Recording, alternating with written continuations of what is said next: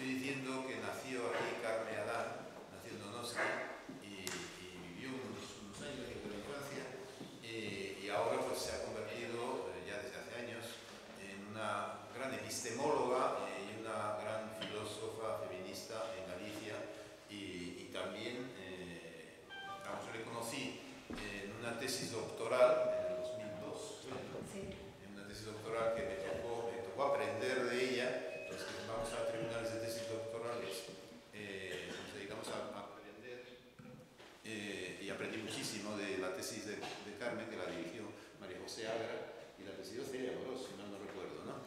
Entonces, menciono a propósito el nombre de Celia porque nos hubiera gustado contar con ella también en este ciclo, no ha podido ser. Nos hubiera gustado también contar con Teresa del Valle, tampoco ha podido ser por motivos de prescripciones médicas que a ambas les desaconsejaron venir.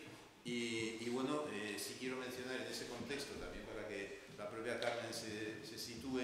Esto es un ciclo, Memorias Feministas 3, que hemos coorganizado en el Museo de San Telmo Museo A y Jaquiunde. Yo soy Javier Echeverría, el vicepresidente de Jaquiunde, desde hace ya 3 años. O sea, en un programa general sobre la memoria, entonces, donde había varias actividades. Una de ellas era Memorias Feministas, tuvo 3 ciclos, ¿no? En el 2000, en los 2 últimos años. Lo coordinó Teresa del Valle, por eso estoy haciendo esta mención explícita a Teresa, la gran antropóloga feminista, creadora del Seminario de Estudios de la Mujer, del Centro de Estudios de la Mujer en la UPV, etcétera, etcétera.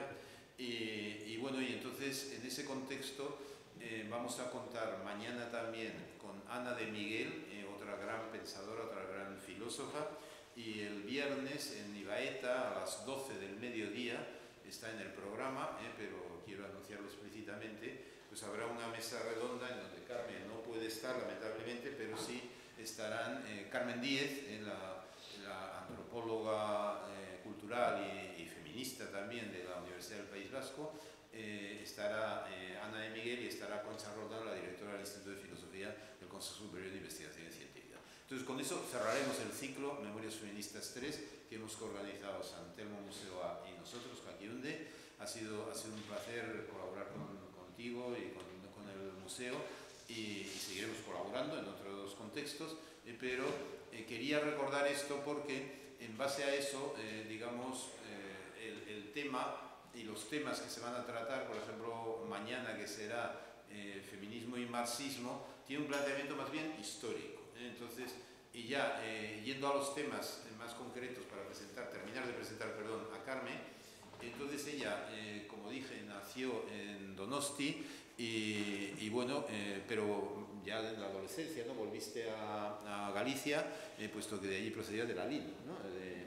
Entonces, digamos, ella luego, yo le conocí, ya lo he dicho, en el 2002, en el Tribunal de Tesis Doctoral. Es una epistemóloga, era una tesis en realidad de epistemología feminista, la que tú presentaste, que el título lo tengo apuntado por aquí, Epistemología, Naturaleza y Género, ¿no? Y la directora fue María José Agra. Entonces luego presidió el Aula Castelao de Filosofía durante 6 años y desde entonces está en la Comisión de Género del Consello da Cultura Galega. Ha sido parlamentaria en el Parlamento de Galicia y también secretaria general de Igualdad de la Vicepresidencia de Igualdad y Bienestar de la Junta de Galicia hasta enero de 2009. En este momento sigues activa en el Consejo, ¿cómo lo decís? Consejo, eso me parecía, que era Consejo de Cultura Galega y bueno, pues es un auténtico placer contar contigo. Anticipo que es una gran conferenciante y bueno, y en los diálogos además, pues todavía más. O sea que un placer tenerte, Carmen. Muchísimas gracias, buenas noches. Para mí sí que es un placer triple, si me permitís, y comenzar con esto de la memoria. Primero porque la memoria siempre es individual y volver a Donosti me hace estar un poco nerviosa porque aquí está mi infancia, nací aquí y con 13 años pues mis padres como emigrantes que eran gallegos en Euskadi pues regresaron a Galicia y yo con ellos. Y he venido pocas veces, no porque no quisiera, sino porque donde has sido muy feliz a veces es muy complicado las vueltas, ¿no? O sea, que este reencuentro sea un reencuentro emocionalmente tranquilo.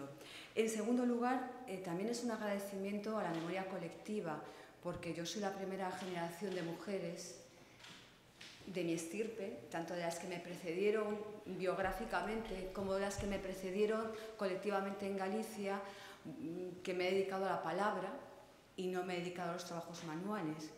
Con lo cual también quiero recuperar que las mujeres emigraron, las mujeres gallegas, pero las mujeres en general del planeta, de forma casi, en términos cuantitativos, casi unos números muy semejantes a los hombres en Galicia, y curiosamente la imagen que tenemos siempre es la imagen del hombre migrante y no de la mujer migrante. También han sido olvidadas, invisibilizadas y de alguna forma, digamos, olvidadas. Y si me permitís, pues también pues a la memoria colectiva de todas las mujeres de mi familia, que todas emigraron, se pierde un poco en Argentina, en Euskadi después, pues también que sea por ellas y colectivamente a todas las mujeres en el mundo que han emigrado y que hoy tienen que emigrar.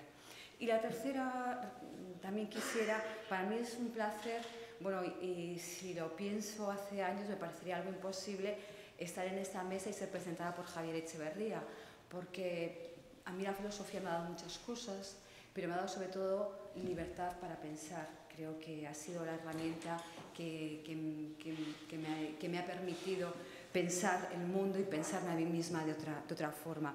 Y para los que cursamos filosofía hace ya unas décadas, ¿no? Pues Javier Echeverría es algo así, pues no sé, no tengo palabras, ¿no? Sería, si me lo dicen eso hace... Es que no la sé. No, seguro que no. En silencio para hablar de... No, sabéis perfectamente lo que significa cuando pues, has leído a un autor, después lo conoces, es tribunal de tu tesis y después, bueno, pues hemos tenido ocasión de encontrarnos en muchos espacios de pensamiento y siempre es muy grato y un placer.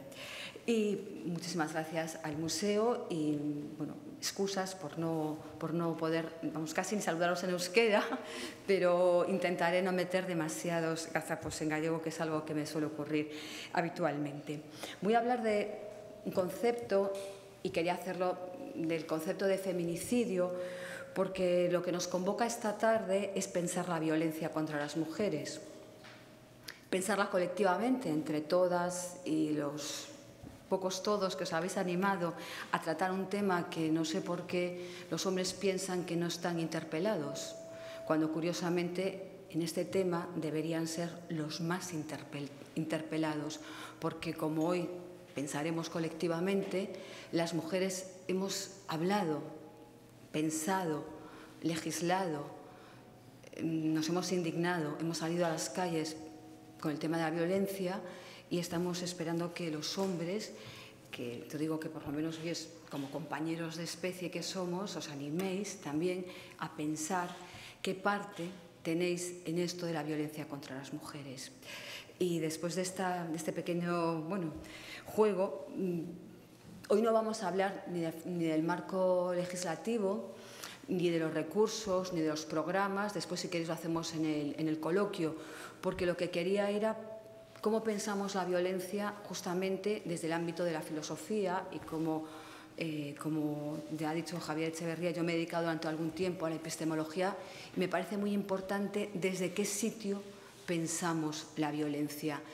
La violencia contra las mujeres, si la revisamos históricamente, ha sido absolutamente invisibilizada y negada. Ha sufrido, y me gustaría, estos son los puntos que me gustaría que hoy pensáramos entre todas, ha sufrido una injusticia, vamos a decir, absolutamente epistémica. No hemos tenido palabras para denominarla, o las palabras han sido aquellas que nos han situado en espacios de es una violencia doméstica, es algo pasional, es algo psicológico, es algo que tiene que ver con un individuo, un momento y algo puntual, o está en un espacio familiar y no se ha conceptualizado hasta muy reciente, gracias en gran medida a todo el movimiento feminista de las últimas décadas, como lo que es, como un espacio de injusticia social, como un problema social. Es cierto, y después volveré sobre este tema, que escuchamos muchas veces hablar que la violencia es un problema estructural. De hecho, los políticos, cuando tienen, después de un minuto de silencio, después de que una mujer es asesinada, es una frase que suelen decir así, es un problema estructural. Entonces, claro, dices, bueno, pues oye, pues sí, pues un poquito más. ¿Qué es la estructura, no? Ya que llegamos hasta ahí y en cambio ahí nos paramos. Es decir, esta sería la primera parte de que quiero hablar, porque no existieron y los conceptos hubo que pelearlos. Todos los conceptos son conquistas sociales y en el caso de conceptos como violencia de género o feminicidio, claramente son una conquista social y, como veis, tenemos personas y grupos que están en el proceso incluso de cuestionarlos, y por otro lado es una justicia epistémica que podríamos denominar testimonial, es decir, no solamente que no tengamos palabras o que tenemos una tradición de olvido al respecto de la violencia contra las mujeres, sino que cuando las mujeres hemos dicho, oye, no, es que yo he sido violada, acosada o maltratada, la sociedad no nos ha creído, lo ha puesto en cuestión, lo ha minusvalorado, lo ha infravalorado o lo ha negado y nos ha dicho, no, si la responsabilidad es tuya, porque no has cumplido con el rol que se esperaba de ti o estabas en el sitio equivocado en el momento equivocado. Es decir, que esa doble injusticia, la que en filosofía denominamos injusticia epistémica hermenéutica, no tener palabras para poder pensar la violencia, tiene su correspondencia con cuando vas consiguiendo esas palabras, el resto de la sociedad o una parte importante las pone en cuestión como un elemento clave justamente para que esa violencia se pueda reproducir. Entonces, considero que esto es un aspecto fundamental del cual no nos paramos a pensarlo o no le damos la importancia. Repasando un poco pues, la legislación vasca, para compararla un poco, las legislaciones, si habéis trabajado o en temas de violencia o tenéis intervenciones directas en el mundo legislativo, os daréis cuenta que son muy semejantes, ¿no? Podemos cambiar un poco, pero el marco conceptual en el que se mueve en este momento la legislación, tanto en el ámbito español como en el ámbito europeo y en el latinoamericano, sí que habría diferencias, pues en general partimos de una idea que viene desde Beijing, desde 1995, en la cual la violencia contra las mujeres o la violencia de género la entendemos y la definimos como la mayor expresión de la desigualdad.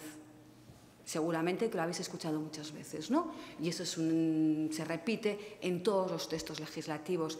De hecho, vosotros en Euskadi tenéis un observatorio vasco de la violencia y desde el año, estuve revisando el decreto de su constitución y claramente, vuelvo a decir que es una expresión de la desigualdad y se crea el observatorio justamente para intentar investigar de diferentes indicadores, intentar comprender cómo funciona la violencia y cómo se debe actuar. Pero claro, yo quería que nos detuviéramos hoy a pensar un aspecto importante en esa definición que damos habitualmente de la violencia como una forma de desigualdad.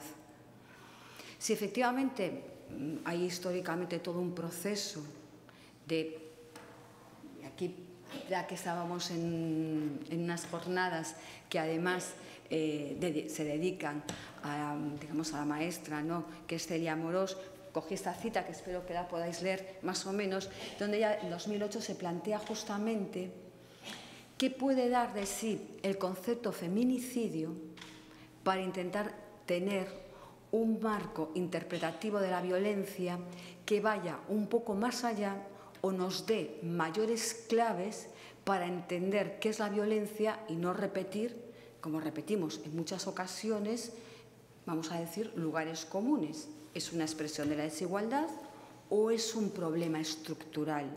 Porque, como ella repite aquí, siempre he afirmado que conceptualizar es politizar. en caso de la mal llamada violencia doméstica. En la misma línea, lo que ahora está sobre el tapete son las ventajas epistemológicas y políticas de singularizar conceptualmente el feminicidio idiosincrático. Se impone identificar las características precisas que revisten las violencias feminicidas. Es decir, ¿qué existe? ¿Cómo funciona? ¿Cómo opera en nuestra sociedad esa violencia para que podamos entenderla? Claro, efectivamente, de forma posterior, derivada, mejorar nuestra legislación, mejorar nuestros programas y, bueno, y como cuando te pregunta un periodista, bueno, ¿y qué hay que hacer? Pues, bueno, tantas cosas que vamos intentando ver en los niveles en los que vamos a trabajar. Pues lo que quería que nos detuviéramos a pensar un poco es en ese espacio cuando nosotros hablamos de que es una expresión de la desigualdad. Cambiemos un poco la mirada y planteémonos si la desigualdad necesita de un elemento tan importante como la violencia para poder reproducirse. Llevamos décadas estableciendo leyes de igualdad, diferentes programas, ¿no? Conocemos pues, la brecha salarial, ayer hablasteis de la diferencia, ¿no?, entre los espacios de cuidado y los espacios de lo público, cómo el cuidado necesita del trabajo gratuito de las mujeres, cómo el cuidado contribuye a que los estados modernos se mantengan en pie, ¿no?, con nuestra siempre abnegación, tanto cuando son en la infancia como en las personas mayores. Es decir, conocemos los mecanismos con los que se ha gestado o se han ido construyendo los estados modernos a través de ese pacto social que escondía o enmascara un pacto sexual, por el cual nosotras, las mujeres, hacemos o mantenemos el trabajo gratuito de los cuidados. Pero en esa clave hay un aspecto simbólico que está funcionando y que después se materializa a través del maltrato y de la violencia sexual, que es la educación de lo femenino y de las mujeres en el miedo a la violencia. Y esa violencia se convierte en un aspecto clave, y eso es un poco la tesis que hoy quiero que aquí pues sometamos a debate, se convierte en el aspecto clave para reproducir esa estructura patriarcal. Por eso cuando de forma tan, digamos, ya naturalizada, que creo que es un logro colectivo del feminismo, pues un político o cualquier persona de la calle te dice, sí, es que la violencia contra las mujeres es un problema estructural, yo creo que hemos avanzado mucho porque hemos situado en la causa del asesinato de las mujeres el machismo. De hecho, el machismo mata también es algo que solemos escuchar, que se repite. Pero si preguntamos por esa estructura, decimos, bien, pues detente ahí. Si efectivamente es un problema estructural, ¿qué es esa estructura? ¿Cómo opera esa estructura? ¿Y cuáles son los mecanismos a través de los cuales esa estructura se va reproduciendo a través de los siglos y moldeándose a cada cambio social que vemos? Es decir, si cogemos las últimas encuestas del CIS, lo que nos encontramos son dos cuestiones claves.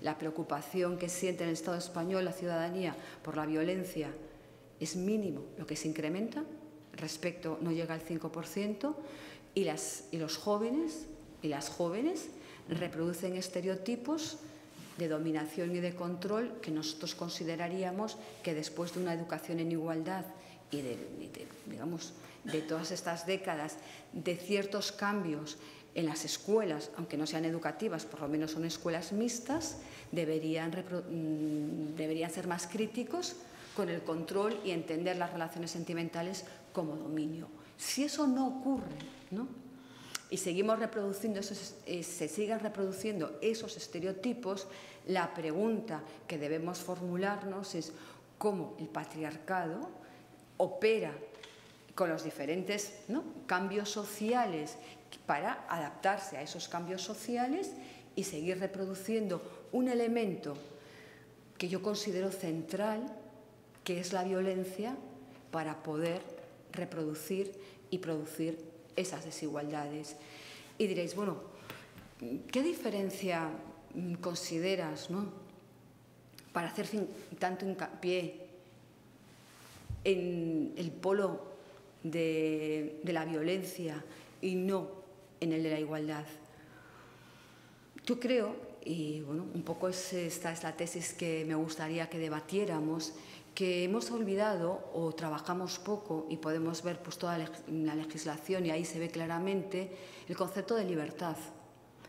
Lo que la violencia consigue o lo que la violencia contra las mujeres ejerce es una limitación de la libertad de las mujeres. Es decir, en dos niveles, material, claramente, y también simbólico. Y cuando digo la violencia me refiero tanto a todo el aspecto de los malos tratos, y que pueden acabar en feminicidios o no, como a toda la violencia sexual, que nuestras chicas más jóvenes, seguro que si tenéis hijas, sobrinas o adolescentes cercanas, preguntarle, ¿las conocen tan bien o mucho mejor que las mujeres de mi generación? Porque saben perfectamente las dificultades de caminar solas, de salir y después tener que coger un taxi. Por lo menos mis alumnas te lo cuentan muy bien, si salen por la noche no se les ocurre volver solas. Y Vigo no es una ciudad para nada, digamos, que tenga especiales problemas, pero bueno, la violación está claramente presente en su vida cotidiana y eso es una limitación clarísima de su libertad, algo que no viven sus compañeros chicos, en muchas ocasiones porque además una parte de las agresiones se dan en el ámbito de sus círculos de amistad, algo que es un tema que no es propiamente lo que hoy quería comentar con vosotras, pero que sí que creo que tenemos que tener en mente de qué estamos o qué está ocurriendo, ¿no?, para que sigamos educando en esa reproducción de los estereotipos de control y dominio por parte de los chicos. Con lo cual, ese concepto de libertad a mí me parece que lo hemos trabajado poco, posiblemente porque parece un concepto como, no sé, como antiguo, ¿no?, si os dais cuenta, y hemos puesto mucho el foco a mayores cuotas de igualdad. ¿Recordáis este argumento? Tendríamos menores niveles de violencia. Este ha sido un axioma que hemos dado siempre como que se iba a cumplir. La pregunta que yo quiero poner en cuestión es: ¿mejoramos las cuotas de igualdad, pero la violencia sigue latente?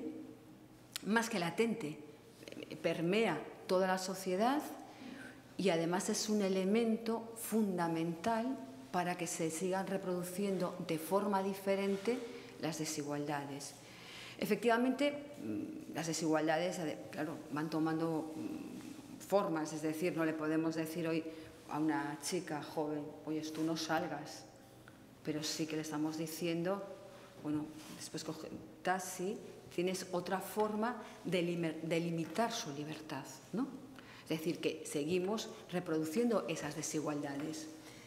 De hecho, bueno, os traía aquí y vamos a entrar a escuchar una canción.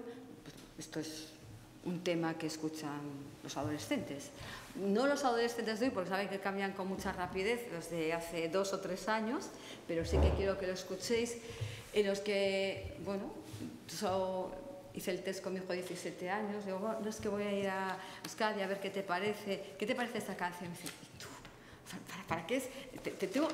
Traigo aquí para no olvidarme, hasta me apunté quién era el cantante, porque bueno, este es el Cali y el Dante y parece ser que acompañan a un tal Kevin Rondan, que es muy conocido, y después os lo voy a poner. Bueno, esa es la letra de la canción, es un chico que dice, quiero una mujer bien bonita, callada, que no me diga nada, que cuando me vaya la noche y vuelva por la mañana no me diga nada, y aunque no le guste de todo, se quede callada y no diga nada. Esto es lo habitual, ¿no? Que eso es una de las muchas canciones. Las novelas pues las conocéis perfectamente, ¿no? Pues Las sombras de Grey o Crepúsculo, la literatura que habitualmente de consumo y en los espacios de diversión. Si me permitís os la pongo porque creo que vale la pena escucharla.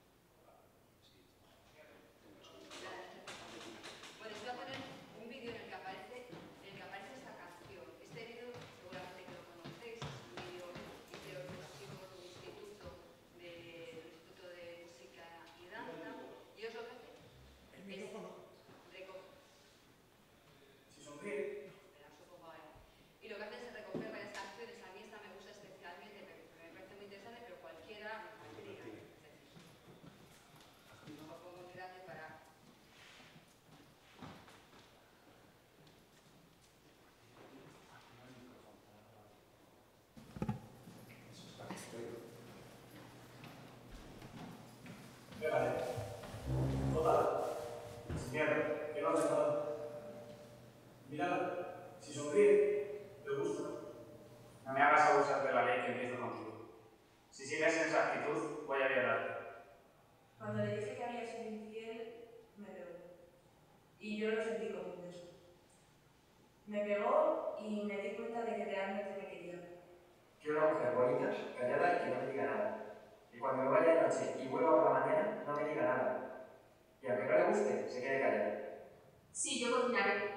Sí, yo limpiaré. Serás mi jefe y te respetaré. Lo que sea que me digas, porque es un fuego en el que estás escupiendo. Y en la oscuridad quiere saber si lo que dicen es verdad. Y me pide más no sabiendo que la puedo dañar. No es culpa mía si me porto mal. Por amor me entrego. Por amor les iré a acabar de todo sufrimiento. Voy a darme entera. Tendrás de mí todo lo que quieras.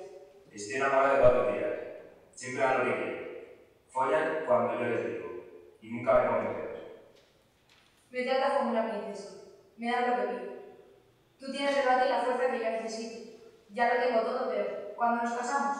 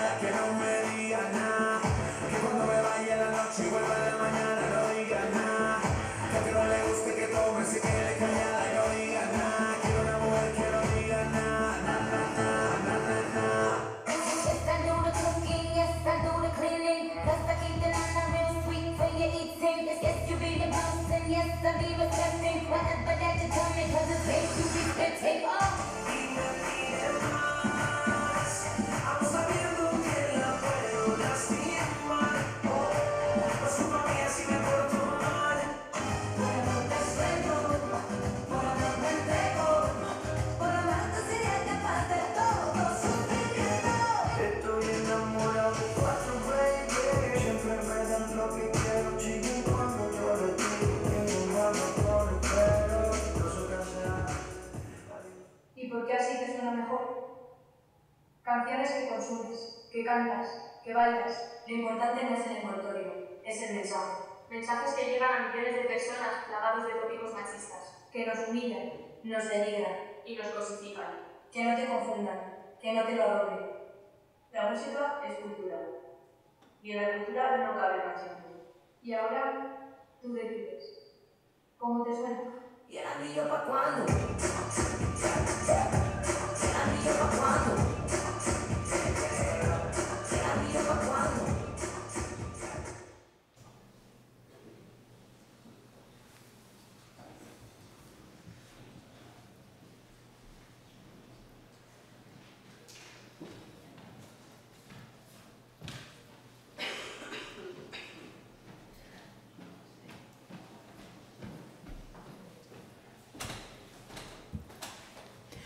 Bueno, el vídeo no tiene desperdicio, ¿verdad? Porque además lo que nos ocurre con los cambios generacionales es que a veces no estamos atentas o no conocemos lo que están escuchando los adolescentes o no le damos importancia. Incluso muchas de esas canciones nosotras también las escuchamos cuando salimos, ¿no? Y las bailamos acríticamente y se quedan en tu cabeza. O incluso cuando estás en las fiestas infantiles, algunas están de fondo y se colocan. Y cuando tú la paras, ¿no? Y la escuchas, lo que hay es vamos a decir algo suave, una apología del maltrato, ¿no? Y del control y del dominio, tal cual.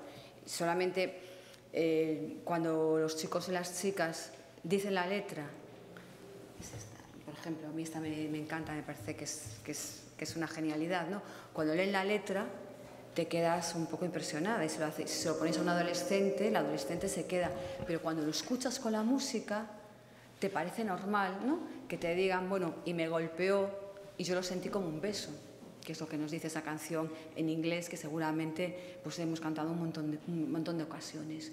A mí esta me gusta, especialmente, bueno, son 3 raperos que la cantan, ya visteis, ¿no? Pero yo quiero una mujer que esté callada, es decir, ¿os acordáis cuando hablábamos de esa ¿no?, de esa injusticia epistémica, es decir, de no tener conceptos. Bueno, las mujeres de mi generación aún escuchamos alguna vez aquello de calladita estás más guapa.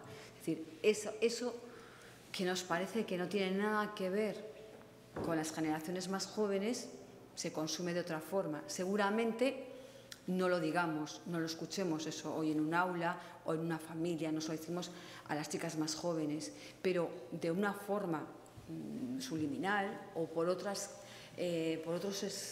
cauces sí que llega o sí que se mantiene, como yo a veces no digo, no es ni un eco del pasado, es un presente repetir esos estereotipos. ¿Y por qué traigo esto? Porque justamente esa reproducción, esa limitación de la libertad de las chicas es lo que está de base para que se reproduzcan una parte importante de esas desigualdades que ya jóvenes, ¿no?, educadas en espacios coeducativos o tendientes a la coeducación, vamos a decir, espacios mixtos y en sociedades mucho más igualitarias, como podríamos entender que es la nuestra, pues, con una ley de igualdad, ¿no?, aprobada pues, en Euskadi desde el 2005, ¿no?, en el Estado español desde 2007, pues, todos, y que además habla de, bueno, que la música debe ser, la cultura debe promocionar la igualdad, bueno, todo eso esa de forma declarativa en todas esas leyes de igualdades, pero de fondo lo que existe efectivamente es la violencia como una capacidad disciplinadora enorme. Y además, con un efecto que también me parece importante que pongamos en cuestión, que es nosotras como feministas, cuando nos hemos planteado o salir a la calle a hacerle frente o pensar en los espacios pues, académicos o en los espacios legislativos, tendemos a caer, si me permitís, en una especie de victimización de las mujeres como débiles. Claro, entonces pasamos de el espacio de la violencia como control al espacio de la violencia también como un formato de reproducción del patriarcado, porque nos sitúa donde el patriarcado siempre le ha gustado que estemos, débiles y necesitadas de ayuda. A ver, quiero que lo entendamos. Creo que es importante dar voz a las víctimas.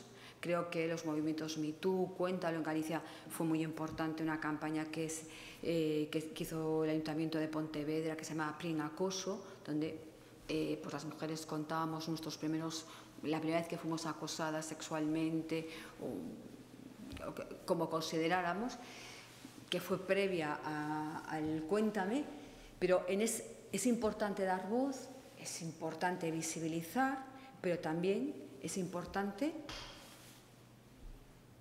digamos, desvictimizar, ¿no?, a las mujeres. ¿En qué sentido lo quiero decir?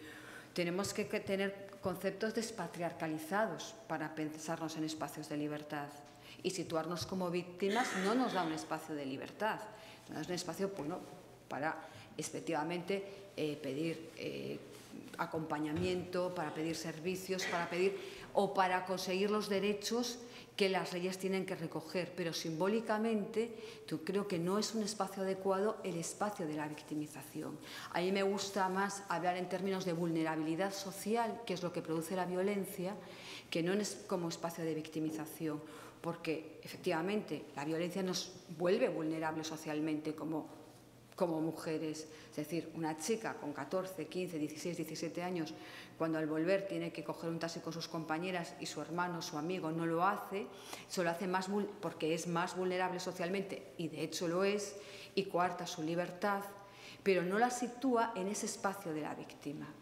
Y por eso he traído la carátula, ¿no?, de la serie de Netflix de Creedme, porque realmente me ha gustado mucho. Igual vosotras tenéis otra opinión de la serie, porque es una de las pocas veces que he visto gráficamente esa idea de hablar desde una chica que conquista su libertad después de una violación y no se queda en un espacio de victimización.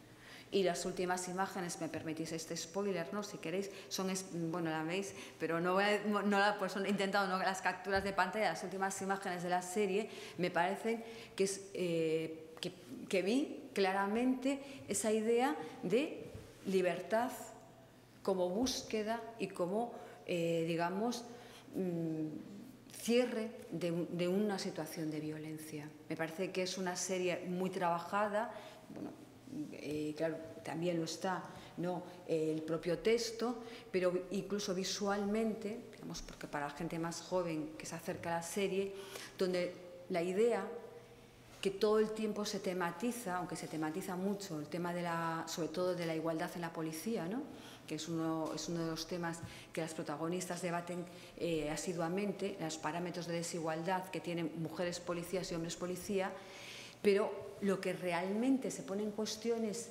¿por qué no creemos a las mujeres cuando nos cuentan un episodio de violencia? Y ellas lo que nos están contando justamente es una pérdida de su libertad. Y como una vez que la propia protagonista consigue que lo único que quiere es que efectivamente esa credibilidad no social, porque no lo quiere ni tan siquiera poner en el foco de lo público, sino para sentirse consigo misma libre. Porque realmente la violencia lo que nos roba a las mujeres, y por eso se convierte en una herramienta tan útil del patriarcado, nos roba la libertad y la capacidad de autonomía, claramente. Por eso me parece, y aunque sea un poco, digamos, fuerte decirlo, la violencia contra las mujeres es un elemento fundante del propio patriarcado y no es una expresión de la desigualdad, sino que sobre la violencia se establecen todos los parámetros de la desigualdad posteriormente. Y de ahí que muchas veces, ¿no?, cuando estás con una mujer, las que igual trabajéis en los servicios sociales lo sabéis perfectamente, ¿no?, que tiene capacidad económica, porque ya si no tienes capacidad económica, pues todo es más complicado, porque las desigualdades, ya sabemos, y las violencias son múltiples y son, ahora que esta palabra que se utiliza tanto, este concepto de son intersecciona, pero imaginémonos una situación con una mujer que tiene pues un trabajo bien remunerado, es decir, capacidad económica, una casa propia, y en cambio vive una situación de dependencia y de maltrato, el cual no rompe el círculo de la violencia, ¿no? Esa situación real que seguramente muchas habéis vivido en vuestros gabinetes y en vuestro trabajo, tiene una explicación, ¿no?, que no es solamente material, sino que es claramente simbólica y que está de base en la construcción de la feminidad y de la masculinidad, digamos, hablando en términos generales. ¿Qué ocurre? De hecho, revisando un poco incluso, pues eso, vuestro observatorio vasco, que es muy parecido en el decreto al que tenemos en Galicia, cuando hemos legislado, lo hemos hecho siempre, posiblemente, y no, esto no es una crítica, es una cuestión para pensar cara a futuro, lo hemos hecho siempre desde la igualdad. Si entendemos bien cuáles son los indicadores, cómo podemos mejorar, cómo podemos observar, cómo funciona, ¿no?, pues vamos a tener mejores programas para modificar las cifras de violencia a las que nos enfrentamos. Pero lo cierto es que desde el momento que estamos tratando con un elemento tan fundante, seguramente también tenemos que modificar los propios indicadores. Y por esto quiero decir, no es un indicador de si están funcionando o no las leyes de violencia a las mujeres asesinadas, sino que es un indicador seguramente mucho más difícil de medir los niveles de concienciación de una sociedad.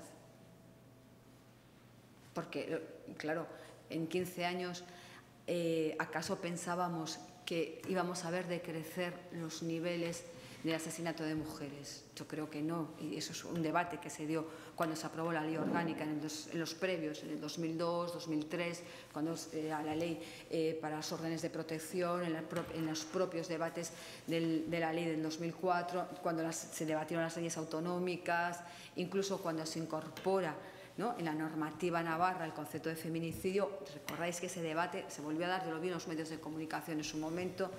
Entonces, lo que también cuestiono es que los indicadores podamos hacerlos únicamente de forma numérica, porque estamos tratando con la propia construcción de nuestras identidades masculinas y femeninas, teniendo en cuenta además que a los compañeros hombres es muy difícil entrar en debate con ellos al respecto de este tema y de cómo opera la violencia como control social, porque enseguida nos dicen, bueno, pero vamos a ver, dos argumentos clásicos.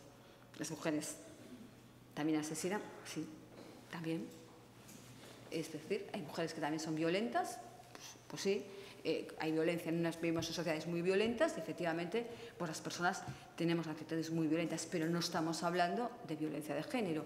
Y ya sabemos en las denuncias falsas que no les dedico ningún espacio porque sabemos que son absolutamente menores que en cualquier otro tipo de delito.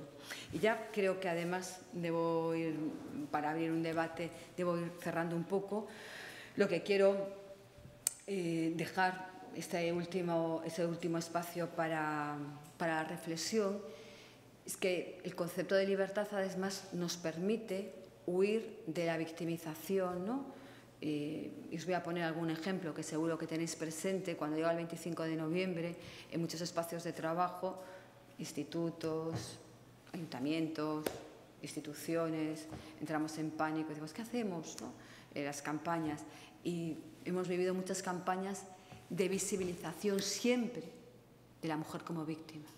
Mujeres tiradas, mujeres golpeadas, mujeres troceadas. Hemos visto, todo el instituto, le digo, vamos a ver si vamos este año a ser menos gore. O sea, porque lo hemos hecho nosotras en nuestras aulas, como instituciones lo hemos hecho, pero igual no es solamente esa imagen la que debamos proyectar de la violencia, no solamente esa imagen de la mujer victimizada. Hay una frase de Rita Segato que yo suelo utilizar mucho, que ella dice, no podemos permitir que la violencia nos reduzca a cuerpos victimizados y sometidos. Y no podemos hacerlo nosotras justamente desde el espacio que estamos de pensar y revertir esa situación. Porque efectivamente la violencia tiene esa capacidad, ¿no? La víctima, ¿no? También se acaba siendo reducida y por lo tanto acaba sin poder. Y eso es uno de los problemas a los que nos enfrentamos. ¿Y por qué, me diréis, por qué feminicidio en todo esto? Es una palabra, es un concepto más que una palabra, pero muy claro, que es el asesinato de mujeres por ser mujeres. Y ya que la Real Academia Española, no confío muy poco en ella, pero bueno, recientemente acaba de introducir que es el asesinato de las mujeres por misoginia o machismo, es la primera vez que vemos darle forma a esa estructura. Es decir, la estructura es el patriarcado y la consecuencia en este aspecto en concreto es el asesinato de las mujeres. Y feminicidio, bueno, pues ilumina, ¿no? Hace emerger todo un problema social que no es individual, que no, digamos, no es de corto recorrido, no es una cuestión que, digamos, podemos ir avanzando en igualdad y vamos a ver reducir los niveles de violencia, porque efectivamente el patriarcado sí que tiene, digamos, como estructura, y por patriarcado quiero decir todas y cada una de nosotras que estamos y de nosotros contribuyendo a reproducirlo constantemente en todas y cada una de las actuaciones que estamos haciendo desde que, bueno, escuchamos una canción y nos parece que no quiere decir nada, hasta cualquiera de estas acciones. O incluso, que es lo que también quería poner en cuestión, cuando estamos en las instituciones o escribimos o pensamos sobre la violencia, y también podemos caer en el espacio de la victimización de las propias mujeres. Por eso que el problema, y venía con una raya así, venía con varias gallegas acompañándome en esa vuelta a Euskadi.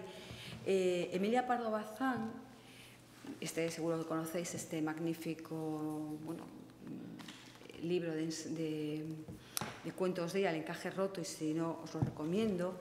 A principio de siglo le dedicó muchísimo tiempo a pensar qué concepto se podría utilizar para hablar de la violencia contra las mujeres, ¿no? Seguramente a veces nos sorprende porque no conocemos ni siquiera bien las mujeres que dedicaron tiempo a pensar. Y ella hablaba de mujericidio. Dice, el mujericidio siempre debiera reprobarse más que el homicidio. Tiene una reflexión sobre por qué los hombres matan a las mujeres. En otros ensayos ya se pregunta si debe de ser ginecidio. La propia Emilia Pardo Bazán, igual que Rosalía de Castro, que dedicó un poema a la justicia por la mano, después de que es un poema sobre una violación, tenía muy claro que las palabras importan. Cuando estamos denominando algo, estamos no solamente denominando un espacio de pensamiento, estamos denominando un espacio de la realidad. Y en la violencia contra las mujeres hemos transitado desde el silencio más absoluto, recordad, ¿no?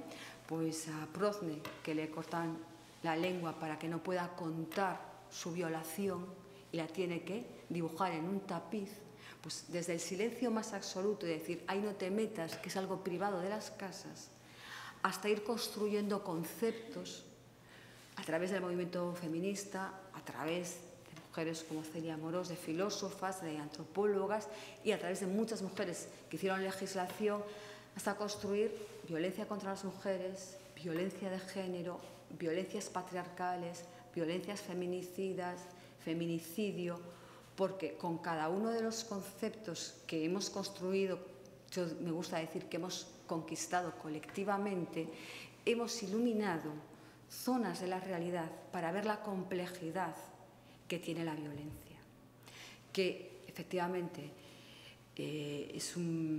cada mujer es asesinada individualmente, pero cuando salimos y decimos ni una menos, queremos marcar que colectivamente es aquello que hace que las mujeres perdamos nuestra libertad y el patriarcado se vea fuerte o sea capaz de reproducirse, aunque nosotras vayamos consiguiendo mayores niveles de igualdad. Por eso, y ya con esto sí que quiero acabar, traía ya un pequeño poema de una de esas mujeres que utilizó feminicidio en los años 70, que es Pat Parker, esta mujer negra, que en uno de esos juicios que hizo el feminismo contra los crímenes contra las mujeres, ella decía: llegaré a mis hermanas no sumisas, llegaré fuerte. Esa es la idea. Mayor libertad para que todas y también todos podamos vivir en un mundo sin violencia, que entonces sí que será un mundo más igualitario. Muchas gracias.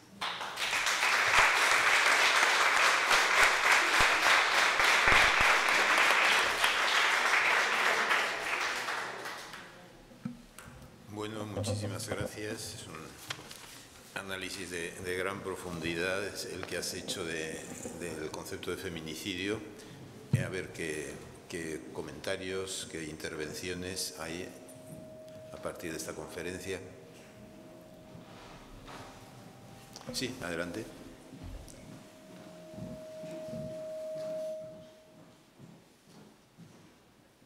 Bueno, agradecer, por supuesto, la conferencia y que nos hagas pensar. Me ha interesado muchísimo el tema de que pongas sobre la mesa la libertad, porque con el tema de las canciones, aquí seguramente lo verías en los periódicos, hubo una polémica con el tema de la Semana Grande de Bilbao, que había se cambió el programa porque, bueno, en un momento dado hubo un movimiento en contra de un cantante, ¿no? Y entonces, una de las cosas que se argumentó en contra de esta posición fue que no se podía coartar la libertad de expresión de o sea, que era una mala praxis evitar o negarle la actuación a este cantante, ¿no? Entonces, bueno, en esa, ¿no?, ese versus libertad de expresión, ¿no?, cultural, según algunos se argumentaban, o algunas, ahí cómo nos posicionamos. Sí que lo vi y también pasó en Galicia pues, en unas fiestas respecto pues, en Marisquiño, en Vigo, uno de los raperos que iban a venir y que después el ayuntamiento pues dijo no, claro. Bueno, es que esto de la libertad de expresión solamente funciona con las mujeres. Claro, no, porque si efectivamente fuera una apología del racismo, que lo podemos, ¿no?, imaginar perfectamente,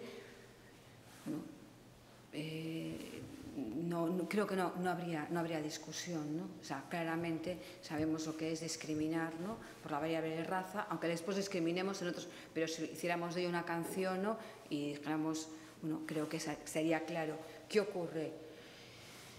A ver, en una sociedad en la que siempre sé que tenemos realmente problemas de libertad de expresión serios y fuertes, ¿no?, y podríamos entrar aquí a analizar hasta dónde llega la libertad de expresión, que cuando algo es tan claro como canciones que hacen apología de la violación, que eso es lo que estamos viendo, pero bueno, también tenemos una sociedad en la que cualquier adolescente donde no ha entrado en la violencia sexual, ¿no?, puede descargarse en su móvil una violación sin ningún problema, como parte del porno.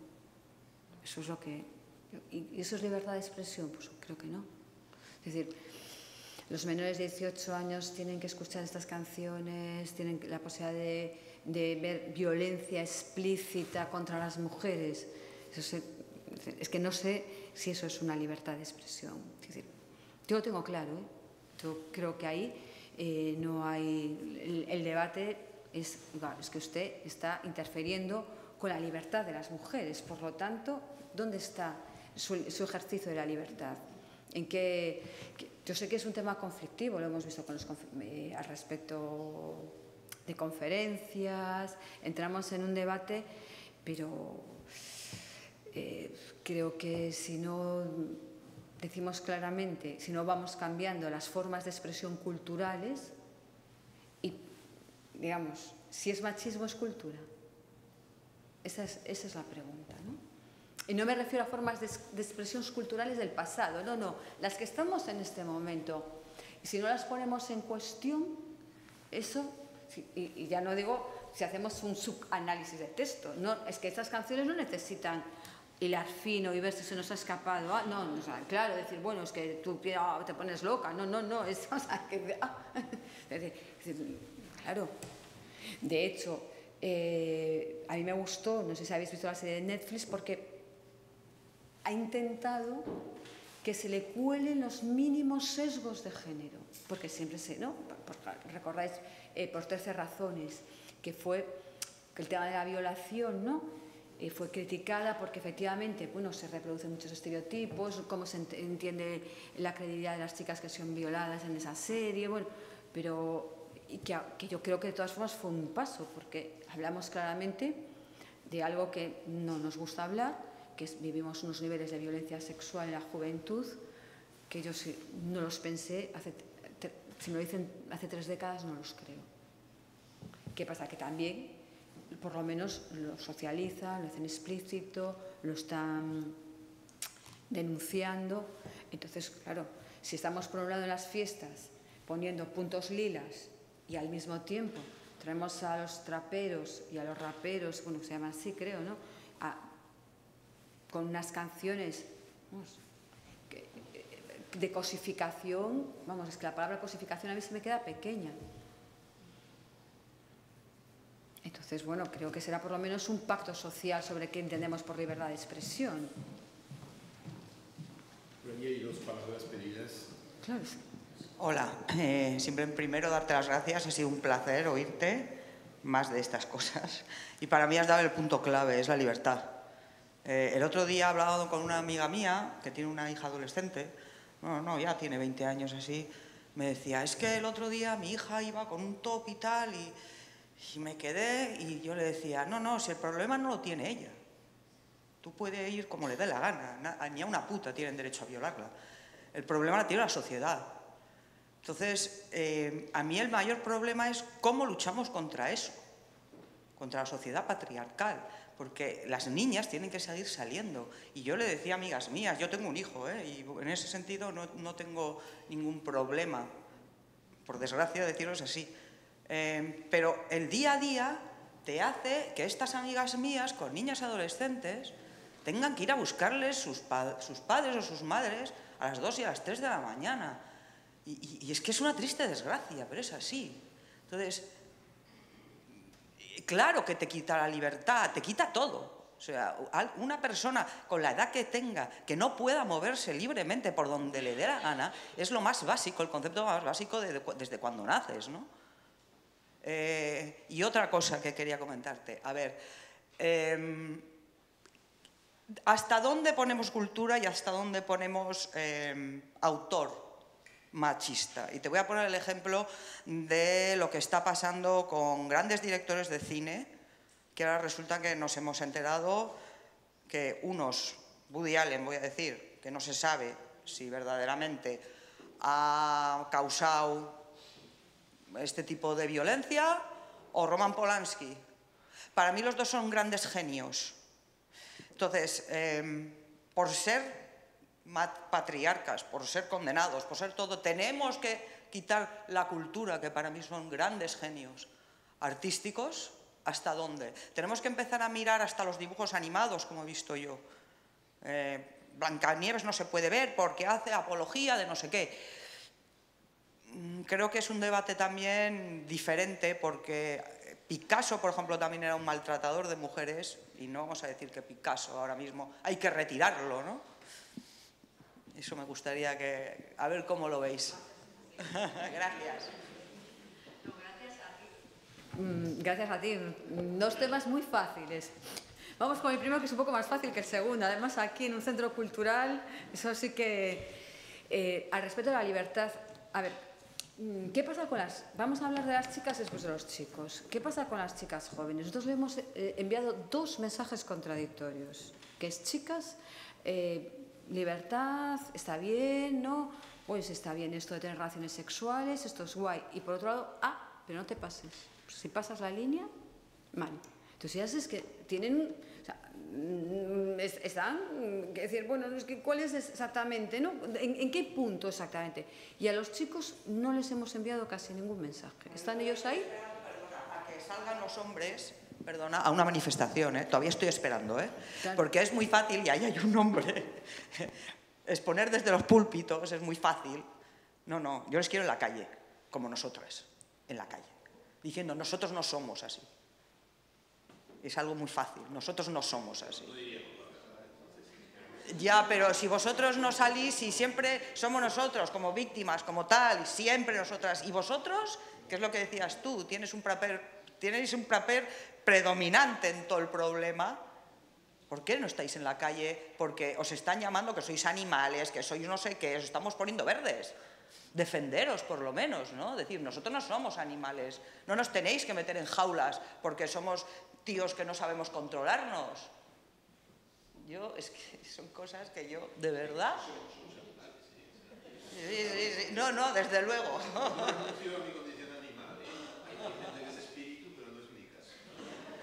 Eres hombre. Es un debate muy complejo, pero también es verdad que la sociedad nos hemos educado, bueno, sobre todo desde el feminismo siempre hemos mirado mucho a las chicas y hemos mirado menos a los chicos y menos cómo se construye la masculinidad hegemónica, vamos a llamarla así, ¿no? Y bueno, las que somos docentes lo sabemos, las que somos madres también. Yo tengo una hija, me estuvo bastante fácil, y con los dos hijos, bueno, es mucho más difícil porque tienes que educarle para que no tenga el poder. Y eso, hombre, es mucho más fácil decirle a alguien que se empodere, a decirle, bueno, hasta. Es complicado, pero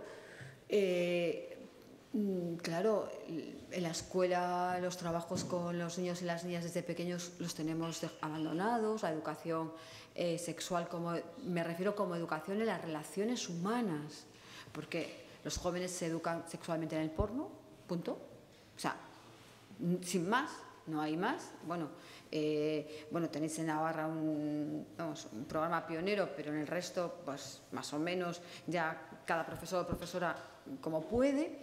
Y yo quiero decir, no hay una relación sobre, a ver, somos humanos y una parte importante es nuestra construcción de la emotividad.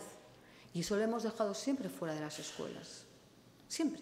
Siempre hemos entendido el conocimiento como algo abstracto y nunca hemos construido la emotividad, la corporalidad, nuestras relaciones, o lo hemos hecho desde la ética pues, más abstracta, digamos, pero no desde las relaciones de los individuos. Y claro, eso tiene un coste.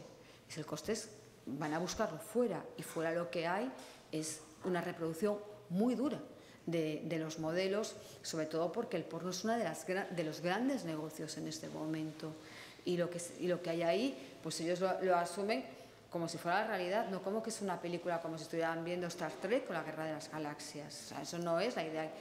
Y a poco que entréis y miréis el porno hegemónico, fundamentalmente lo que hay es erotización del dolor de las mujeres, y en una parte, bueno, ya empieza a haber tesis de doctoramiento sobre este tema, y una parte muy importante, erotización de la negativa de las mujeres, que realmente sí.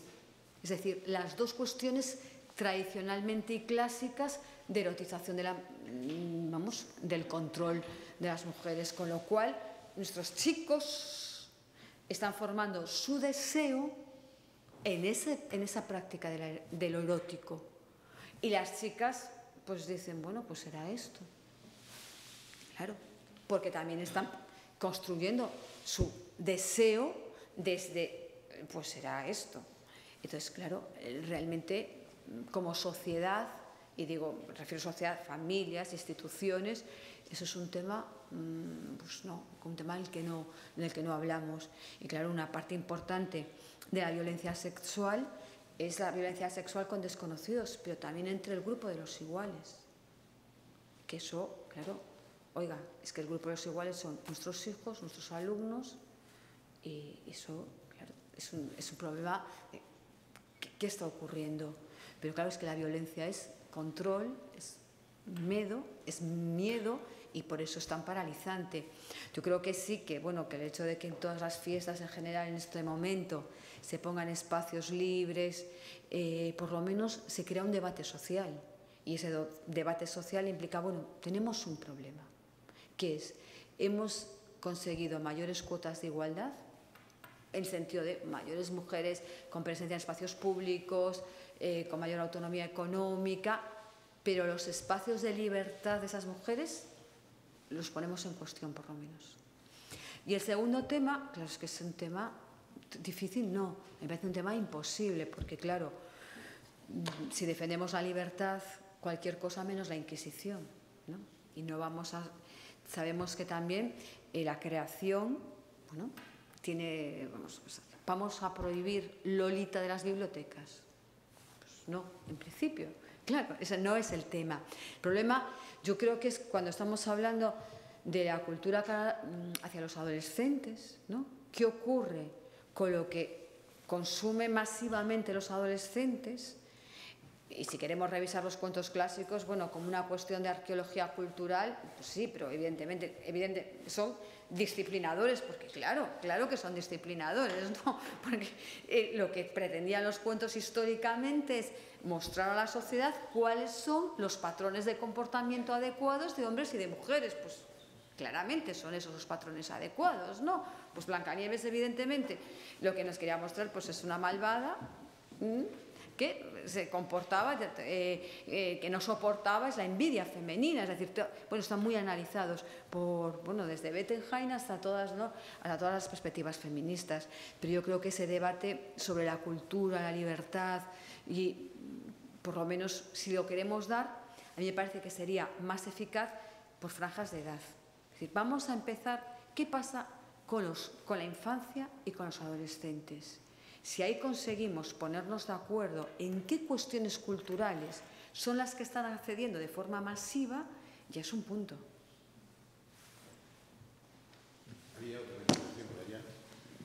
Bueno, buenas tardes. Me ha encantado la conferencia. Me ha parecido que la idea de igualdad no quiere decir menos violencia, y que, sin embargo, puede que tengamos en este momento la limitación de la libertad. Cuando esto sucede en el maltrato, dentro del maltrato, lo que hacen precisamente es esto, ejercer violencia para limitarte la libertad. Porque si tuvieses libertad, probablemente te darías cuenta de que están ejerciendo esa violencia. No sé si me he hecho ahí, pero bueno. Luego, por otra parte, el tema de la victimización También pienso que las mujeres que, además, después de pasar por un proceso parecido, o sea, de violencia, cuando salen resilientes. Y salen, además, más feministas todavía. O sea, y si no eran antes, cuando han entrado, cuando lo conceptualizan, salen resilientes. Y esas tienen más libertad todavía y no adquieren el papel de víctima. Lo que ocurre es que no hay programas suficientes y bien hechos, ni gente bien formada para que les den a estas mujeres.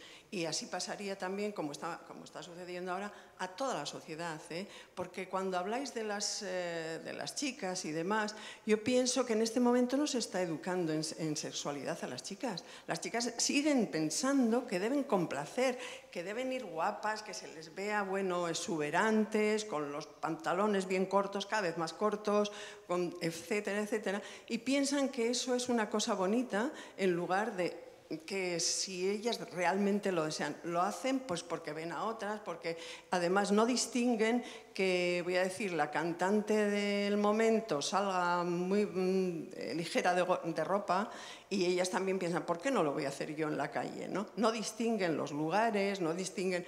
Hay muchos conceptos que yo creo que tendrían que aclarárselos. Otra vez, el tema, vuelvo con la resiliencia. La victimización es una cosa y el reconocimiento es otra. Y pienso que hay que reconocer. Como también la memoria histórica, hablamos de ella también, pues también a las víctimas hay que reconocerle. Efectivamente, porque lo que se les está negando constantemente en los juzgados es ese reconocimiento. Ahora mismo, hoy día estaba viendo el tema de Diana Kerr, el padre y la madre, etc. Para mí eso fue ya desde hace mucho tiempo un tema crucial, con unos puntos que era claro, estaban en plena búsqueda y el marido, padre de la chica, pide la custodia de la hija, o sea, la madre, ¿no? Eso ya es bueno, maltrato así. En fin, aquí, bueno, me ha encantado todo lo que has dicho y me encantaría seguir hablando de muchas cosas. Y por fin, ¿cómo podríamos hacer? Porque esto no es de ahora, es que esto viene, vamos, desde cuando nos bajaron de los altares como diosas, ¿eh? Viene desde entonces, pasando luego, o sea, nos quitan de donde estábamos como personas poderosas y que además, no poderosas por nada, sino porque se creía que de nosotras pues podíamos crear, etcétera, etcétera, pero después es que hemos venido durante toda la historia, la quema de brujas, o sea, etcétera, hasta hoy día, todavía hoy no tenemos nuestro lugar. No tenemos nuestro lugar porque no nos lo creemos y porque no hay mujeres, aunque las hay, no las reconocemos. No hay mujeres que sean referente. Y es que no nos dejan, porque es una sociedad en la cual nosotras no tenemos demasiado espacio, no nos gusta demasiado tampoco, porque damos otros valores a las cosas. Y ahora es el momento, yo creo que es el momento en que bueno, estoy haciendo yo ahora un discurso, perdonad, termino ya. Y es que es un momento de cambiar de orden. Y el orden es que tiene que ser una sociedad mucho más justa, más humana, basada en los valores, que eso es lo que hay que enseñar a nuestros chicos y chicas. Y yo sí creo que los hombres sí que están ahí, porque yo tengo padre, o sea, yernos que son majísimos, están ahí apoyándonos y demás y entienden todos por lo que luchamos. Sí, aunque otros van a nada. Muchas gracias. Perdón. No, gracias a ti. Muy interesantes. Son tres cuestiones, ¿sabes? Brevemente. La primera, yo creo que las víctimas individualmente siempre hay que reconocerlas, evidentemente. Eso es un espacio importantísimo. Creerlas, reconocerlas y, además, restaurar, ¿no? Restablecer todo ese daño que se ha vivido. Claramente, eso no hay duda. El problema es la extensión de esa victimización a todas las mujeres, que es un poco lo que estamos viviendo, ¿no? Esa idea que se da de las mujeres como débiles. Dar una vuelta, ¿no? Pero yo creo que está ahí de base y que muchas veces nosotras mismas lo tratamos de alguna forma, ¿no? Parece que no es un proceso porque no es un proceso personal, efectivamente, ¿no? Una mujer que ha vivido y vosotras, yo creo que, si no me equivoco, en el decreto del observatorio, ya me lo confundo con el navarro, porque las llamé supervivientes y aparece en un punto, porque en la Liga Gallega no lo tenemos así, que las llamáis supervivientes. Bueno, es un concepto, tú has vivido una situación extrema y eres superviviente. Resiliente es un concepto más psicológico, el que consideréis. Una cuestión es la mujer que ha vivido esa situación de acoso sexual, de violación. Por ejemplo, Linda Alcoff, que es una epistemóloga, tiene un libro muy reciente que acaba de ser traducido, que os lo recomiendo. La traducción en castellano pienso que es Violación y Resistencia, y analiza cómo se crea el concepto de violación en las diferentes culturas. Es decir, cómo no entendemos lo mismo, es evidente, por violación. Pero a mí lo que me interesaba era no solamente de forma individual, el derecho que tiene una víctima, como grupo no somos víctimas. No, o sea, para nada víctimas. ¿Que es verdad que el patriarcado nos sitúa en una vulnerabilidad social mayor? Evidentemente, si tú ya no puedes ir sola por la calle, pues sí que eres más. Pero vulnerables somos todas y todos. A los señores les cuesta más entender que la naturaleza humana sobrevive porque nos cuidamos. Pero si aquí, hombre, tenemos unos cachorros que ya ves, no se mueven hasta que pasa, no sabe, 1 año para andar, 2 para, pues, no sé, 25 o 50 para ser independientes económicamente. Es decir, son unos cachorros muy inútiles, no es verdad que son. Entonces, por eso esa vulnerabilidad natural la asumimos tan mal. En cambio, la social, yo creo que ahí, y claro, ya si eres una mujer pues migrante o una mujer negra, racializada, bueno, es que ya entonces la vulnerabilidad social es muy alta. Lo de las chicas que me decías, yo creo que ellas viven, hacía poco, bueno, en el libro este que saqué de feminicidio, me gustaba decir que el neoliberalismo es muy mal compañero de las mujeres. Porque, ¿qué ocurre? Confunde la libertad con, es que yo lo quiero, entonces es mi decisión. Yo digo, vale, o sea, en top y en el pantalón ultra corto en diciembre. Yo entiendo que sea tu decisión libre, ¿no?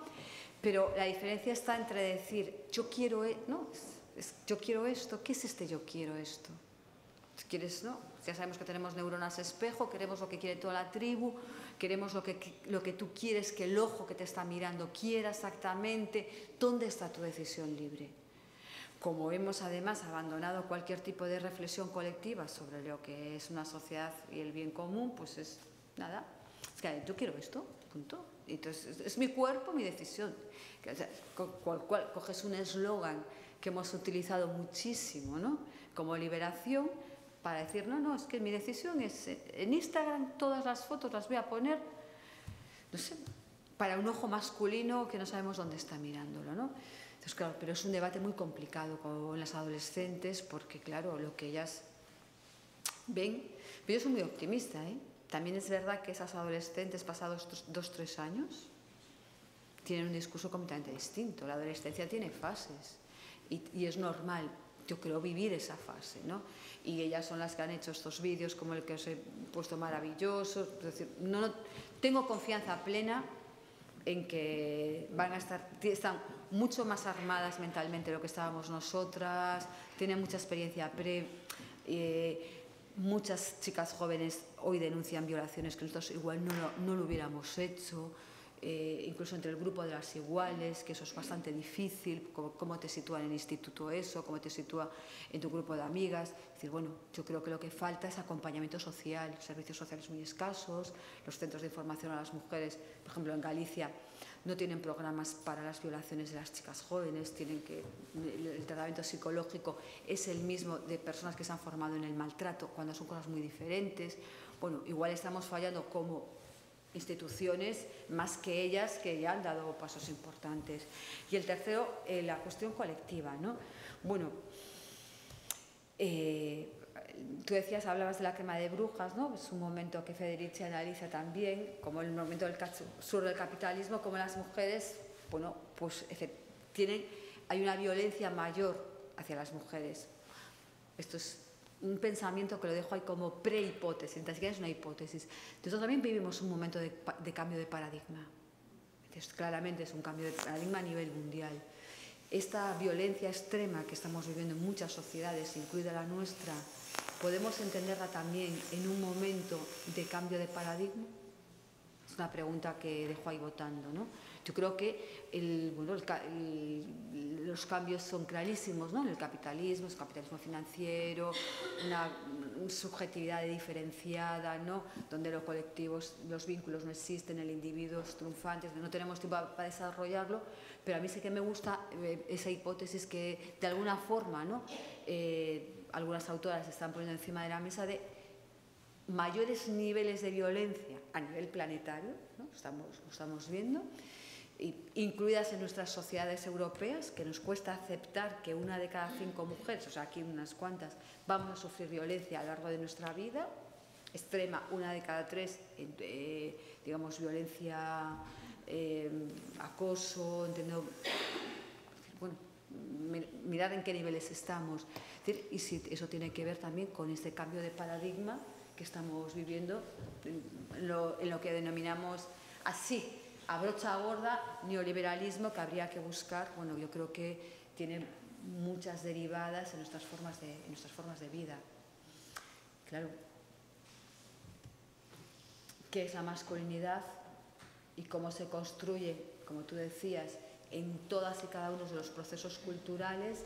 Y es la primera vez que la estamos poniendo en cuestión de raíz, es decir, está cuestionada. También es verdad que aquellos que nacen en cuerpos masculinos y, como diría, vamos a ser claras, cis heteronormativos, ante ese cuestionamiento, también digan, bueno, ¿cómo se reformula todo esto? No, a ti. ¿Alguien más? Yo quiero intervenir, pero si alguien más... Sí, por favor.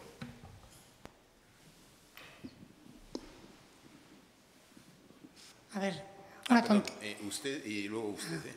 Hay 2 palabras más. Una tontería. A ver, las mujeres en pocos años hemos subido un montón. No era lo mismo la vida que mi madre, que la mía, que la de mis hijas. Los hombres están más estancados.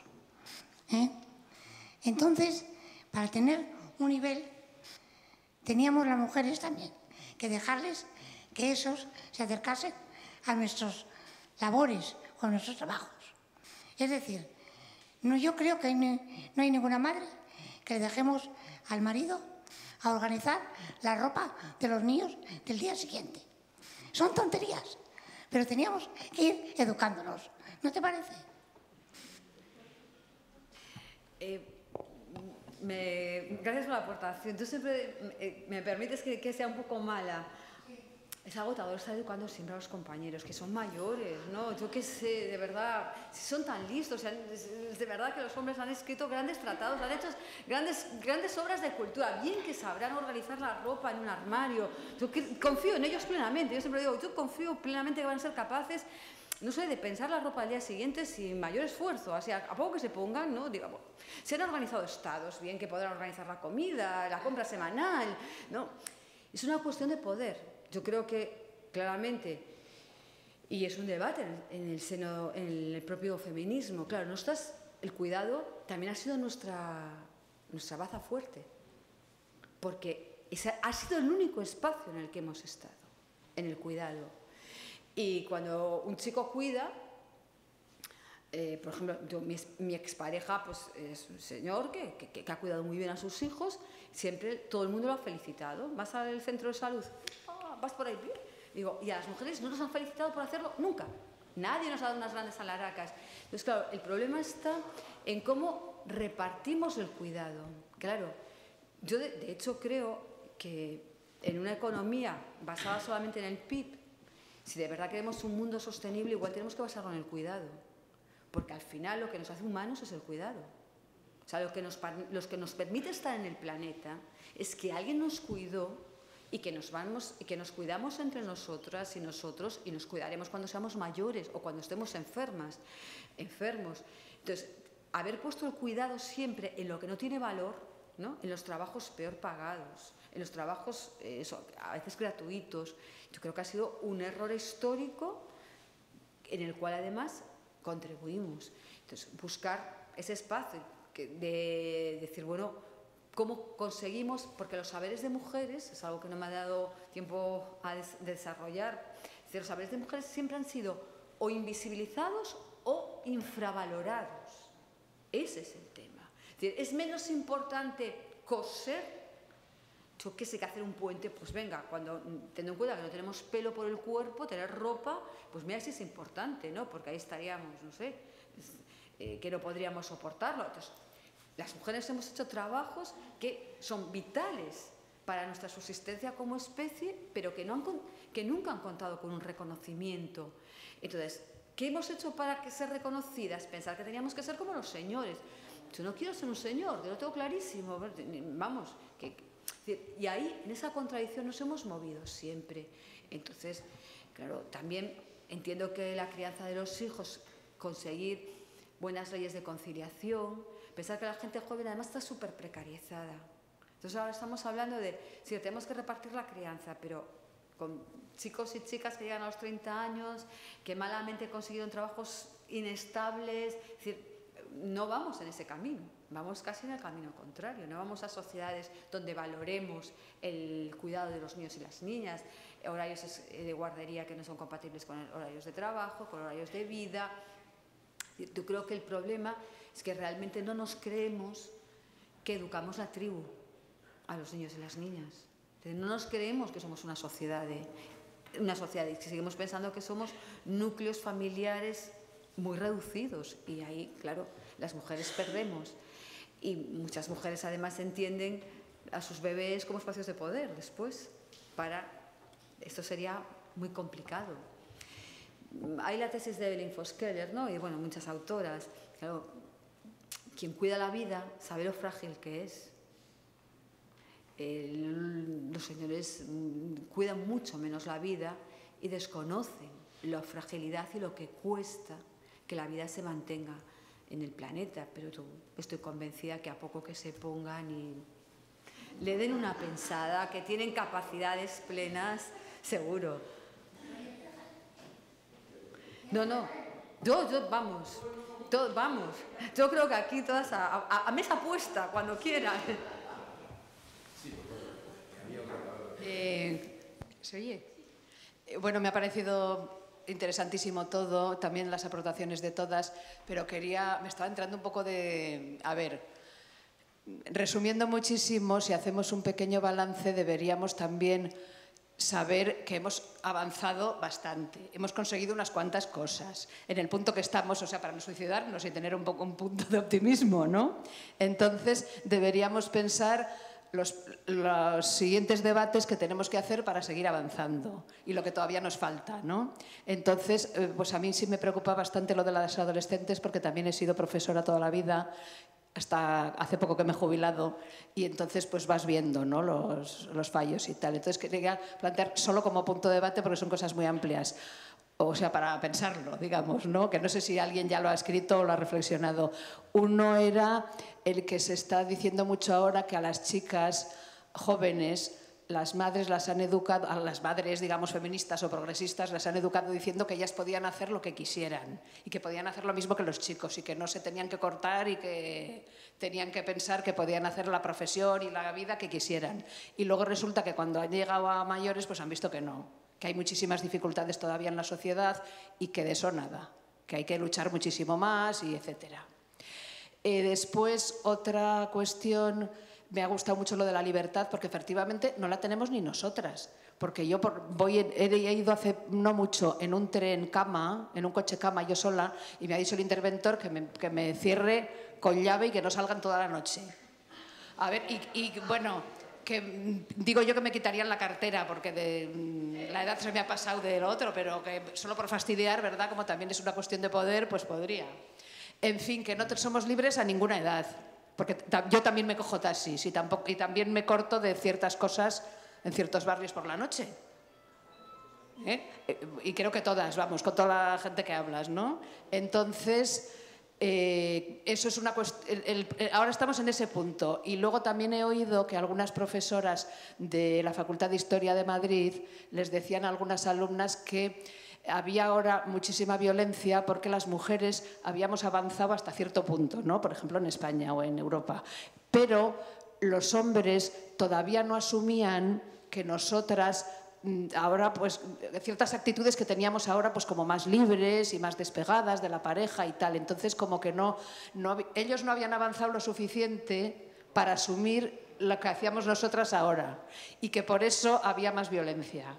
Entonces, yo creo que sí que se ha dicho efectivamente que nos hemos dirigido mucho a las chicas y menos a los chicos.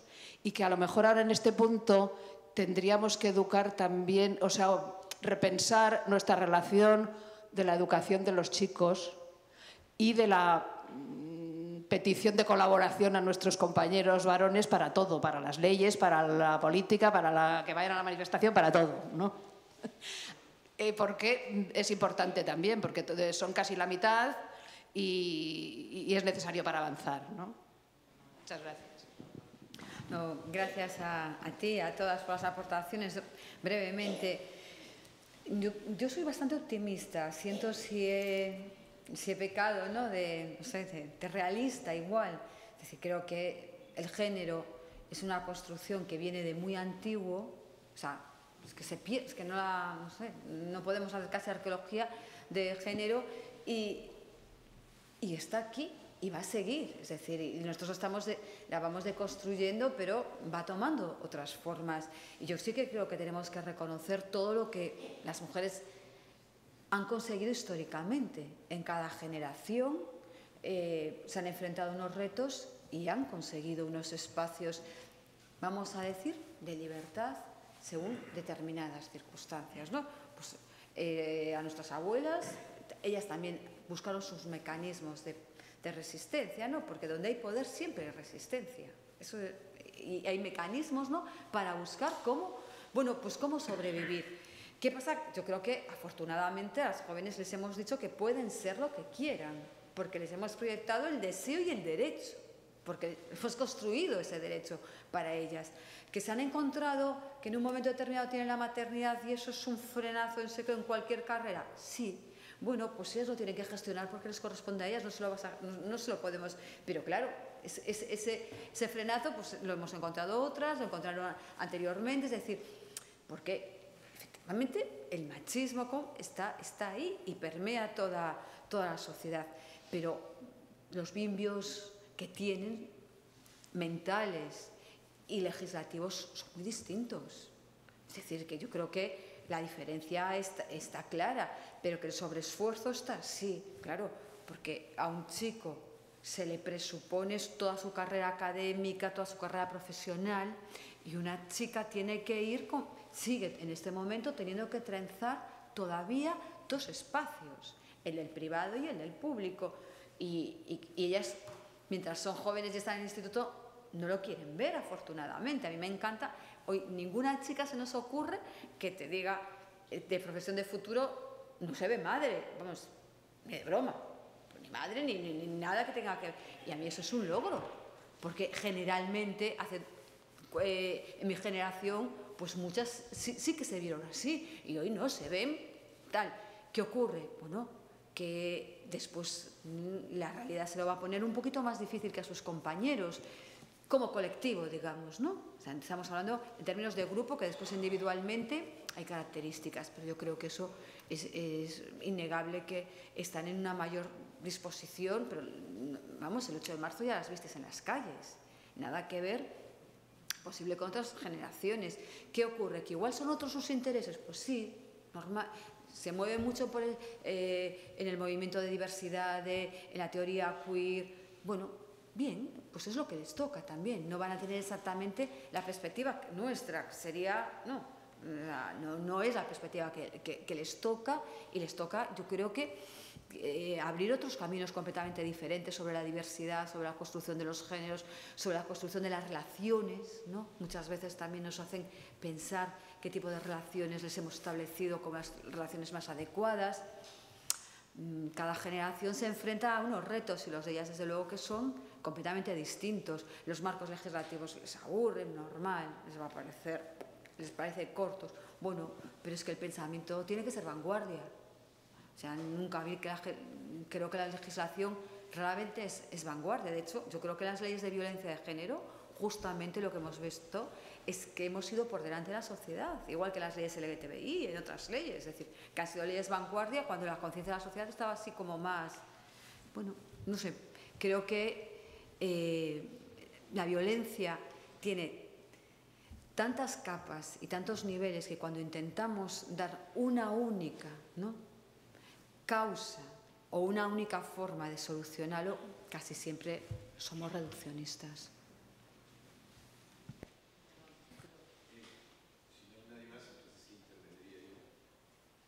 Sí, que no se me oye. Bueno, ya han visto ustedes, yo les había dicho que es una gran conferenciante, pero creo que ha quedado claro. Vamos a ver, te voy a trasladar una cuestión. Yo ayer escuché a María Ángeles Durán, estuvo magnífica, claro, como tú, y ella acabó al final hablando, y es una curiosidad, ¿no?, pero te la traslado, acabó hablando de la robotización del cuidado.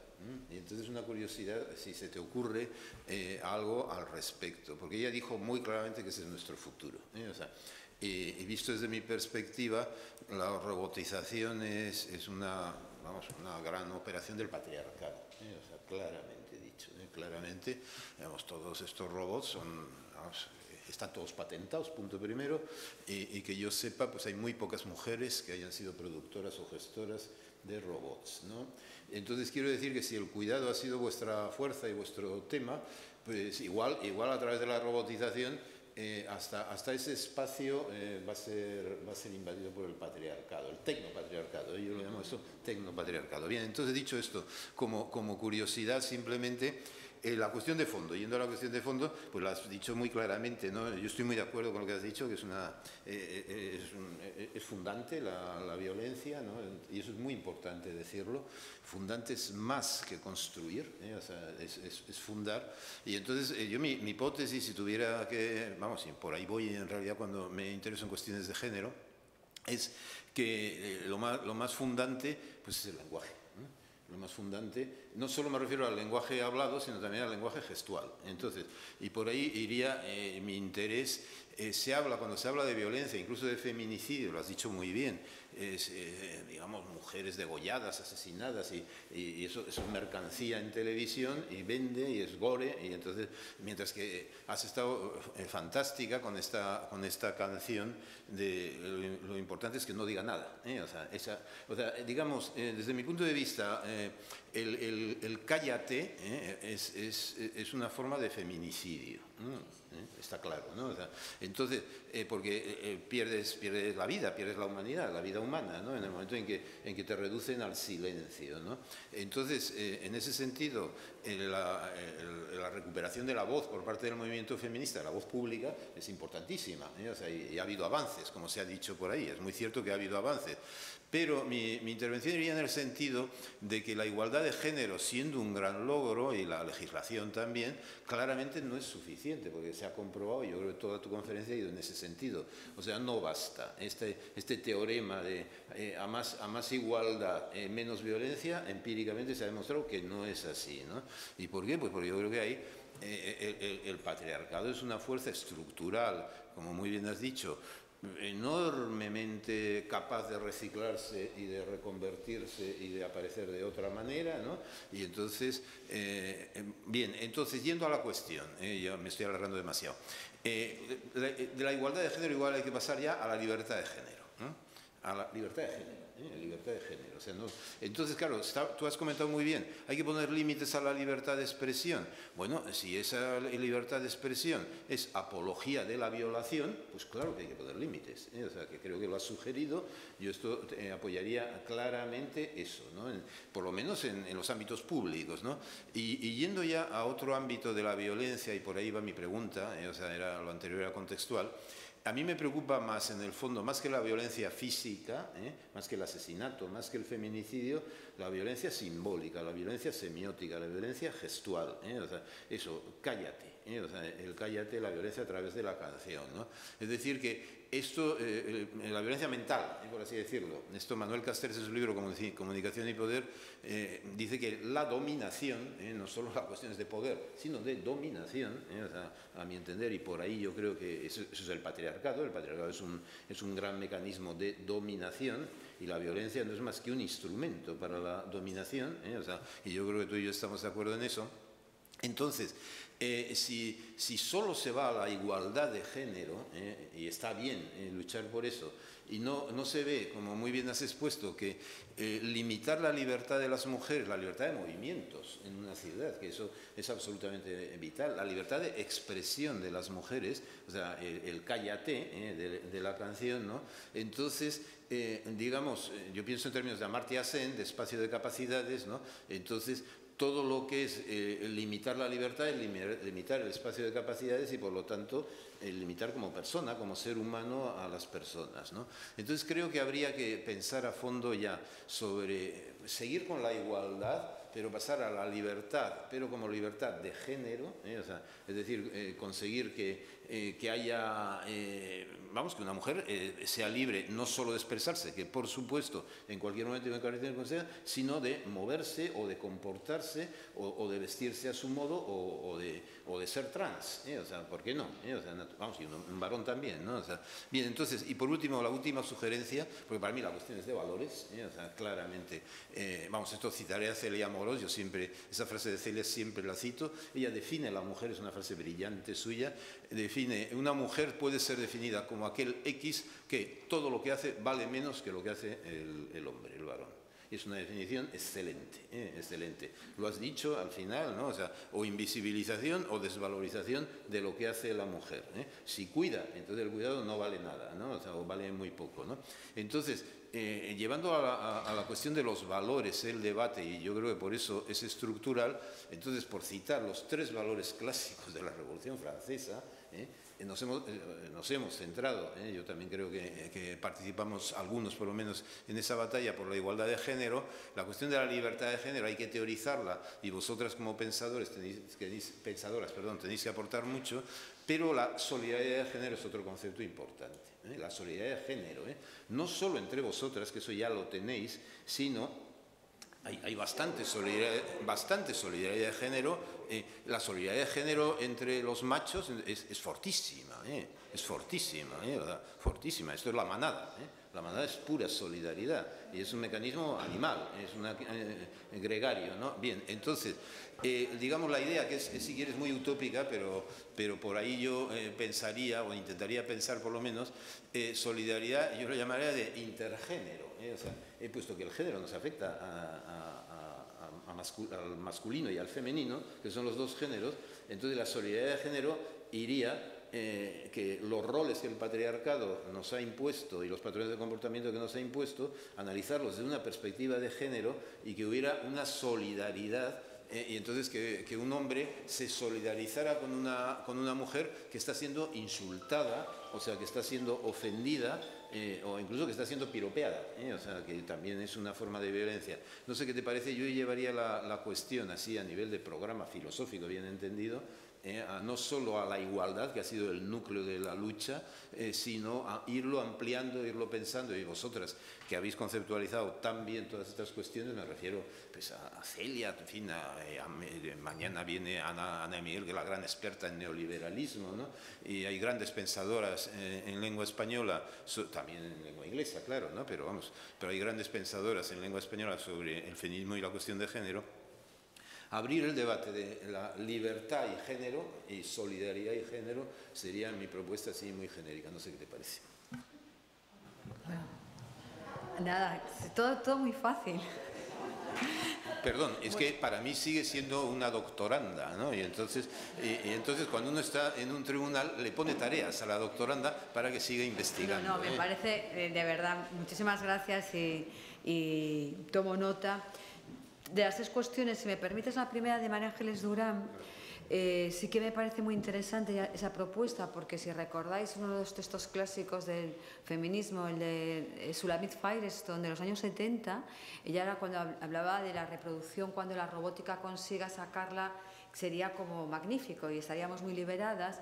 Y después todo el ciberfeminismo de los años 90 también eran como muy tecnofílicas de eso nos va a dar la libertad. No ha sucedido. Todo lo contrario. Todo lo contrario empíricamente. Es decir, la red reproduce estereotipos y o sea, porque donde no... Porque yo, hombre, ahí que podríamos no tener cuerpo, porque en la red, ¿por qué tenemos que elevar todos los estereotipos, ¿no?, al máximo grado? Yo, ahí, claro, si queremos una sociedad donde maximicemos el capital y minimicemos lo humano, pues igual la robotización de los cuidados es interesante. Ahora igual, y sé que tú estás trabajando mucho en transhumanismo y esas cuestiones, igual lo que está en cuestión es qué es ser humano y qué modelos de sociedad y de felicidad queremos. Ese es el tema, ¿no? Son temas así como muy básicos, pero es que es eso. Al final, era muy viejuno hablar de libertad, ¿recordáis que eso estaba ya como vos? Para mí es una cuestión básica. Hablar de qué es humano hoy y qué nos hace devenir humanos, y para mí el cuidado es un aspecto básico. O sea, para mí, pero cuidado en el sentido colectivo de cuidado y de poner en valor lo que significa el cuidado, el tiempo de calidad, el tiempo con los amigos, el tiempo con las parejas, con los fillos, y todo eso nosotros lo hemos olvidado como sociedad, y lo que es peor, lo hemos infravalorado o detestado incluso, y hemos puesto otras cosas en el polo. Entonces, no sé, yo no lo veo eso claro. Y lo que me decías me parece interesantísimo. Pero es para el futuro, ¿eh? No tienes por qué responder ahora. Pero sobre la solidaridad intergénero, me agarro este concepto y ya me lo llevo de aquí, me llevo dos conceptos nuevos, el de la libertad, porque yo sí que creo, y creo firmemente, que tenemos que debatir y tenemos que educar con los chicos y con los compañeros de especie ya también adultos, porque claro, lo que necesitamos es que un chico cuando ve una violación diga, diga, yo no soy parte. No es solo que un chico también crea, diga, no, es que yo no quiero consumir un sexo que denigra a las mujeres, no quiero erotizarme con el dolor ajeno.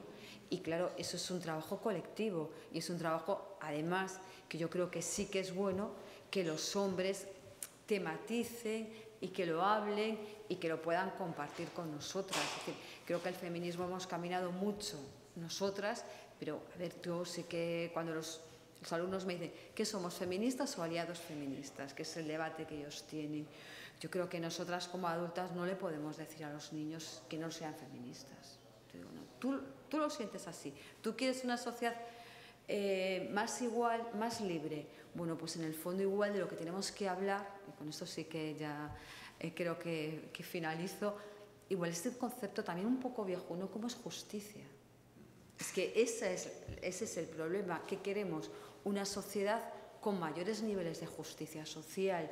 Una sociedad donde hay violencia es una sociedad injusta.